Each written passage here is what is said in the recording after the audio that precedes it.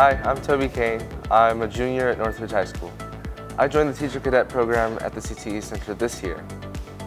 It's been going great. There's a whole lot more to teaching than I had initially expected. So far, we've learned a lot about how to teach students individually, whether that's with different learning styles or special needs. We've also gone in and observed some classrooms and get in-field experience, which means you can go in and see what the teachers are teaching, how they're teaching it, how the students are responding, and all of the connections that they have with each other.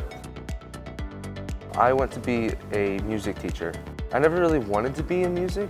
I love music, but I was put into a band class back in 7th grade, and I didn't want to play. I tried it, and I played the trombone. I tried the trombone, and I absolutely loved it. And it's because of that teacher that I wanted to pursue a career in music. I want to get involved, and music's one of the ways I can. It's one of the performing arts. I definitely want to be that sort of teacher who the students can come to talk to, a teacher who's fun.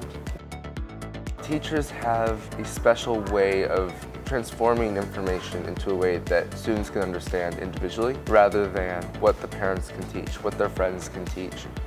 Because of that, it's a different sort of relationship, it's a different connection. That it's an amazing experience.